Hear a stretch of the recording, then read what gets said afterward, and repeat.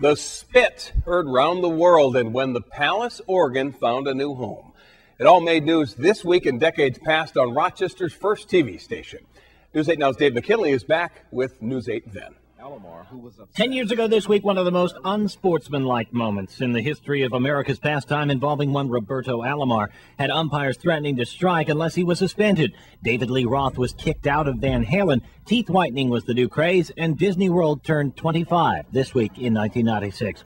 20 years ago this week, when the next superintendent of Boston Public Schools was just a mid-level administrator here in Rochester, and when you could still actually get a prescription filled at Parkley Pharmacy, there was but one thing that could cause all the kids at St. Margaret's Catholic School so much excitement that they literally ran to see it.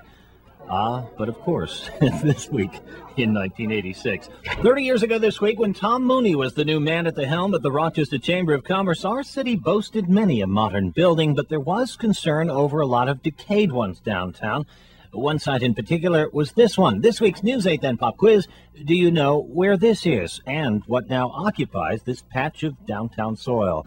The man who'd soon be vice president, Walter Mondale, made a campaign stop here. East Avenue Commons was known as the 111 East Avenue Hotel, and you could still get a room there. School breakfast programs were a brand new concept, and although they no longer play at Hollander Stadium then as now, you could throw the record book out the window when Aquinas and McQuaid did battle as they did this week in 1976.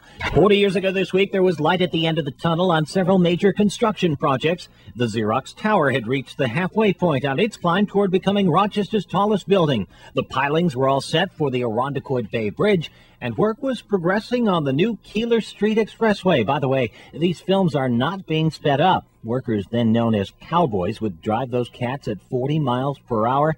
That ended after one of them flipped and the driver was nearly killed. And though the RKO Palace Theater had been demolished, its mighty Wurlitzer organ had been saved, and this week in 1966 it was transported from a warehouse and placed in its new home at the Auditorium Theater.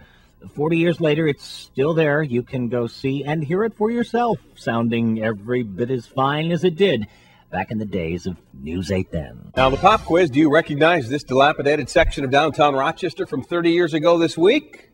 Hardly looks the same, doesn't it? That is the site of the now Riverside Convention Center.